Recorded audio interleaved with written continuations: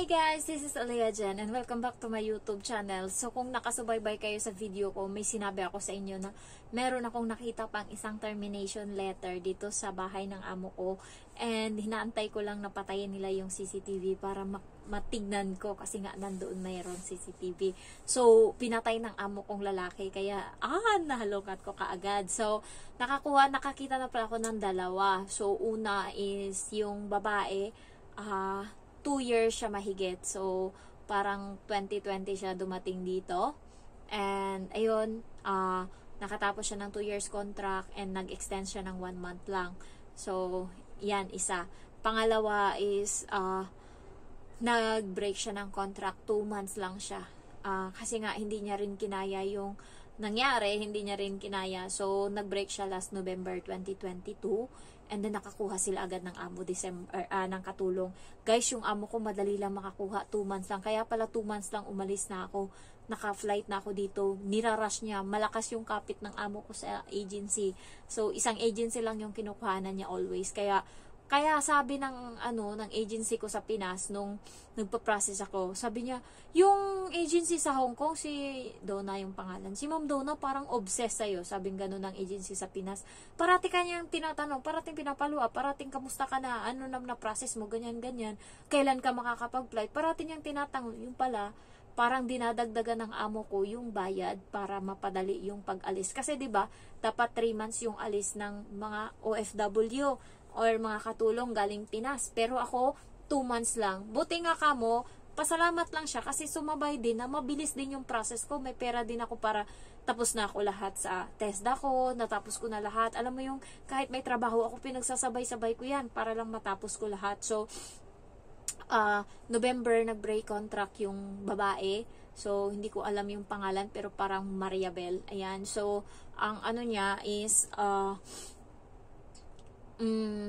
reason niya is walang enough na pagkain. So, nakakuha agad ng yung amo ko. January, dumating na kaagad yung katulong.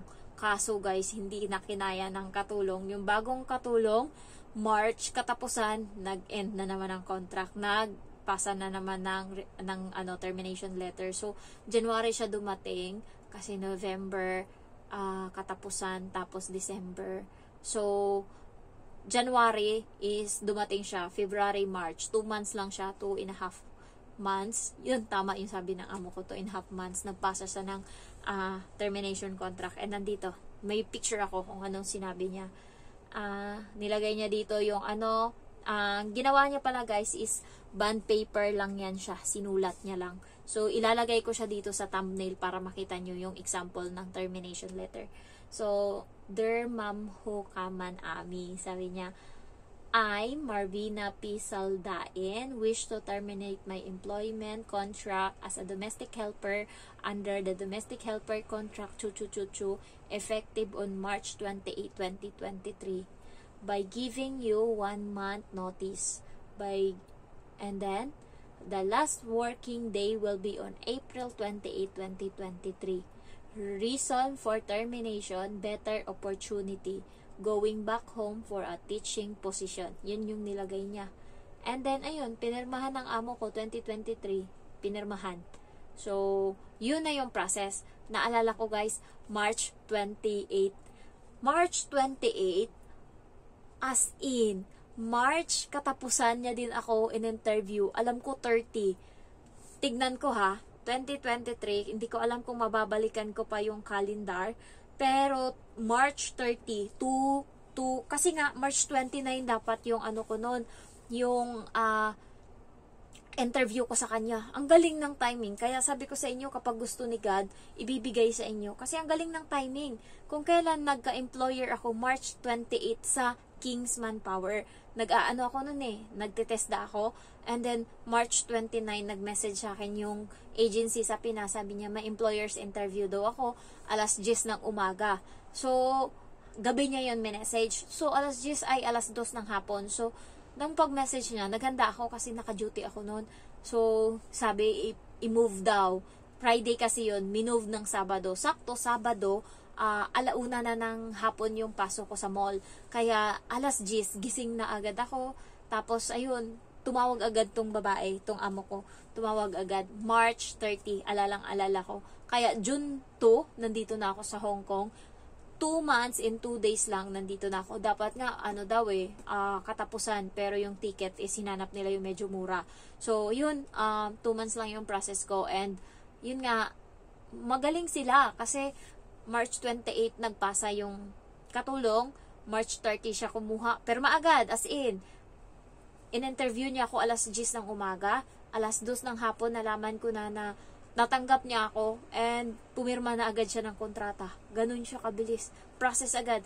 Alam mo yung sinabi agad sa akin nung agency, bigyan mo ako ng address mo dyan sa Pinas, tapos contact number mo. Tapos pinaprocess na nila yung paper. Yung amo ko is, ayan, pumirma na agad siya ng kontrata. So tuloy-tuloy na yung process. Nung gabi nung pumirma ako ng kontrata, nag-thank you ako sa kanya. Sabi ko, salamat kasi ako yung pinili mo bilang katulong mo. Sabi niya, you're welcome. Sabi ko, see you soon. Sabi ko, good night. Ayun. Alas na yun kasi nag-duty pa ako noon eh.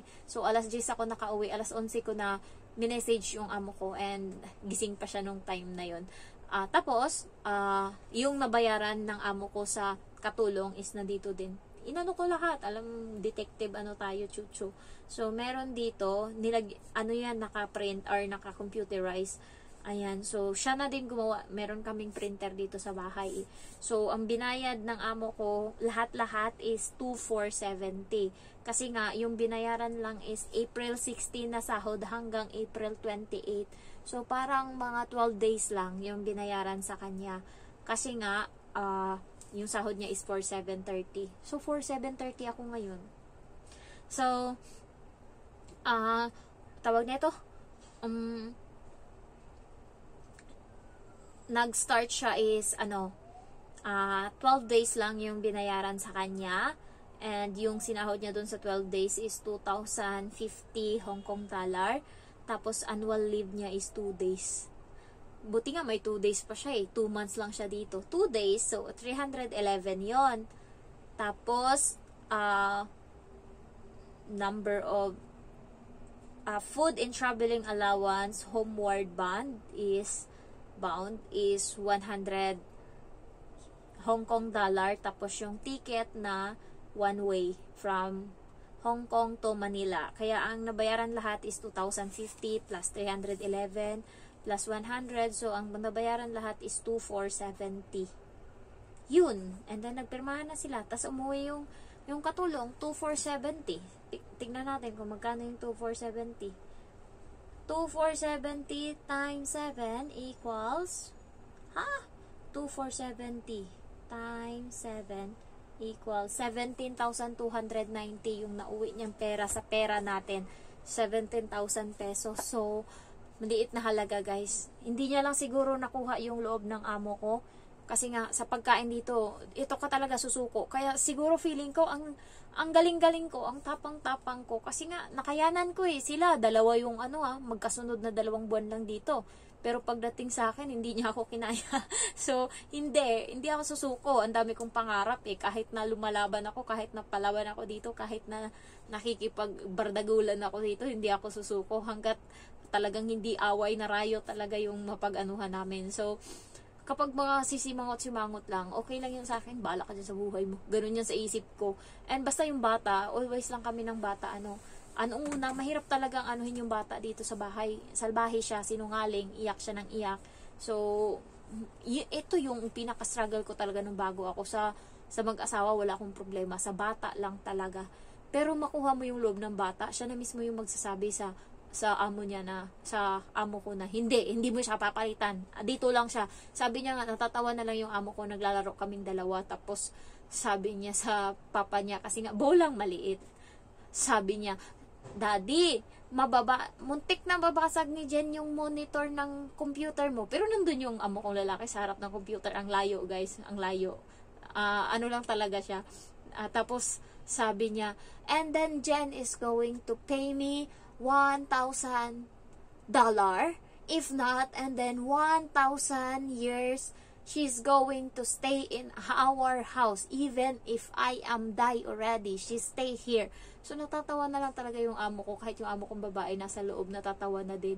Tapos, gumanti ako. Ngayon, tumalbog yung bola malapit doon sa monitor. Sabi ko, "Hi sir," sabi ko, "si Emma, muntik na mabasag yung ano." Niloloko ko lang, tas tawang-tawa ako. Sabi ng lalaki, "Oy, mag-ingat kayo dyan, mag-ingat kayo." Pero nandyan lang kami, naglalaro lang kaming dalawa. Kaya yung amo ko, tapos kagabi, sabi ko sa kanya, "Sige, kasi maaga ako guys natapos, ano lang, walang sabaw, wala masyadong hugasan, and then, pinaligo ako ng amo kong babae. Hindi pa kaya natutuwa siya kasi nga, pag nakaligo akong maaga, hindi agad ako pumapasok sa kwarto kapag tapos ng trabaho ko, naglalaro ako sa bata muna. So, nag-i-enjoy din naman ako. To sinabi ko sa bata, mamaya pagtapos na ako sa trabaho ko, maglalaro tayo. Sabi ko, ito gagawin natin. Takbo tayong dalawa paunahan hanggang sa maubos yung mga teddy bear na binibitbit ko.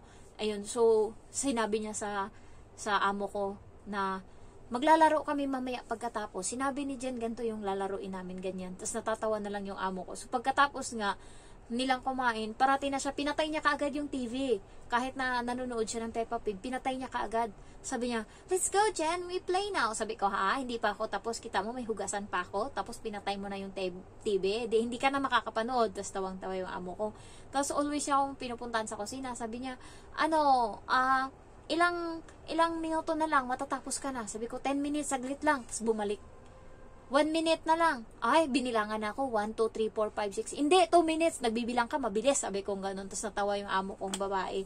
Tapos ayun, naglalaro na kami ng lalaro. Ang inabot kami ng alas 11. Tapos naman na ako maligo. Wala na akong gagawin. Kaya, hindi na ganun. Wala nang problema. Kahit na Tapos nagising ako kanina, alas 9 na dito. Pagising ko, nagbibel-bel na siya kasi nga gising na siya. So, ginigising niya ako, kakain siya. So, sinabayan ko lang siya habang kumakain siya. Tapos pagkatapos niya kumain, kasi yung amo ko tulog pa, sabi ko, "Diyan ka lang, maglaro ka lang dyan." Babalik ako sa kwarto. Siya na lang dyan, buong sa labas. Siya lang mag-isa, lalaro-laro siya. Tapos ako nandito sa kwarto. Lumabas lang yung amo ko nung paalis na sila. Kaya napag-iiwanan na yung bata. Kaya hindi na ako masyadong stress sa bata. Hindi katulad dati na grabe talaga yung kalandian nito, kaanuhan nito, kaartihan, na nagawang ko na ng paraan na ko na siya, na hanap ko na kung saan banda dapat. Parati niya lang sinasabi sa, "Parati mo ako pinapagalitan." Sabi niya sasagutin ko siya, "Para din naman sa'yo yan, sa mo, kagandahang loob mo." Sabi ko, "Bakit? Sinabi ko lang naman sa'yo na hindi mo pwedeng gawin yan kasi mapapahamak ka." Galit na yon. Tapos nandiyan yung amo ko nakikinig. So, pinapabayaan ako ng amo ko kapag dinidisiplina kasi nga, sila yung mapapahiya kapag hindi ko dinisiplina yan kasi nga nagiging salbahe yung ugali. Yung amo ko lang lalaki, mongguloid, naturingang mataas yung pinag-aralan, abnormal. Alam mo yung kami, nakita ko yung gitara, tapos sabi ko sa kanya, "Alam mo ma'am, nagpe-play yung mama ko ng gitara, tapos patulog na kami niyan." Tapos lang siya, kumakanta siya habang nagpe-play ng gitara, tapos nakakatulog na kami. Sabi niya, "Talaga, your mommy is so sweet." Tapos sabi ng bata, "Oo nga, pero namamalo yan mami." Sabi niya, "Papaluin niya si Jen ng stick." Tapos sabi ng amo kong babae, "Di papaluin din kita ng stick." Di tumulo na ngayon yung luha ng bata. Sabi niya, "Bakit mo ako papaluin ng stick?" Tapos tumulo na, umiyak na. Nakita ng amo kong lalaki, abnormal. Alam mo yung it's okay. Niyakap niya kagad yung bata, yung yung umiyak, tapos inaalo niya na parang parang tanga siya. Paano matututo yung bata? Paano magiging yan kung kada alam niyang may mali siya, tapos iiyak siya, merong lalapit para hahag sa kanya. Tapos parang iniisip ko sa lalaki, abnormal to, naturingang may pinag-aralan, abno. Bisit. So, ayun lang. Nakita ko nga yung termination, kaya mabait sila ngayon sa akin kasi nga nag-usap na kami. Nung nakaraan kasi, yung napag-usapan yung sa Indo, tapos sinabi ko nga sa kanya na magre-renew ako sa'yo. Sabi niya, "Talaga, sinabi mo?" Ako, "Oo." Tapos simula nun, nagbago na. Alam mo, nung tagabigay na ng pagkain, guys, marami akong ganito, binigay. Ayan, marami to. Tapos binibigyan niya ako kung ano pagkain niya always. Tapos hindi na siya, mabait siya. Extra mabait siya ngayon. Alam niyo, magre-renew ako. So, sabi ko sa kanya, "Sige, renew pa tayo." Sabi ko gano'n sa bata. "Sige, away pa tayo always." Sabi ko nga, mabait naman sila dito sa pagkain lang. Pero budget ko lang naman sa pagkain, lahat kasama na yung sarili ko, kada day off is 500. Kasama na dyan yung mga So, 500, okay na yun. Yung iba nga, nagbabudget ng 1,000 para lang sa sarili nila. Ako 500, kuripot na ako niyan. So, hindi na rin naman ako masyadong lumalabas ngayon kasi nga, parang naumay na ako. Parang tapos na ako sa era na kailangan maikot ko yung Hong Kong. Parang ngayon na, yung mga bucket list ko dito sa Hong Kong, napuntahan ko na. Isa na lang yung hindi, yung Tai-O, tsaka yung Disneyland. Yan lang. Pero ang Disney kasi mahal, kaya hindi ko pinupush. Ayan. So far, basta mabait yung amo nyo, guys. Huwag nyo yung, huwag nyo i-trigger, huwag nyo palabasan ng ugali nyo na salbahe. Kasi nga, doon nagsisimula sila maging salbahe. Kaya pag mabait, huwag nyo abusuhin. So, thankful naman ako dito sa amo ko. Kasi nga, nakita nila, hindi ko naman inaabuso. So, renew tayo para matapos yung bahay. And kahit hindi ko na yan tapusin yung 2 years contract ko, hindi ko na yan tapusin. Basta matapos ko lang yung bahay. And ayun, makapag-ipon-ipon kahit mga siguro 150,000. Pwede na ba yan? Pang ano ko lang, pang simula ng negosyo. Pero baka hindi pa pwede, sige. Pero hindi 2 years, grabe naman yung 2 years, nakakapagod na yun, pagod na ako nun. So, sayang yung 14 days, 'di ba? Pag i-convert mo yun ng pera natin, nasa ano na yun? Nasa siguro 17,000 or 16,000. Pero kasi kailangan kong i-recharge yung sarili ko, kailangan kong umuwi para kita ko man lang yung pamilya ko. Sayang 'di ba yung 14 days? Pero sayang kasi kung hindi ko sila makita yung pamilya ko, kaya push ko yan. Yung 14 days na yan, hindi ko yan sasayangin na igawin pera. Iuuwi ko yan. So, yun lang guys. Thank you for watching. And sana lahat-lahat tayo dito is matupad yung pangarap sa Hong Kong. Kaya tayo diba nandito para sa pangarap. Kaya sana tibayan natin yung loob natin. Huwag tayong magpadala sa kung homesick na yan. Labanan natin. Thank you for watching and I love you all. Bye-bye.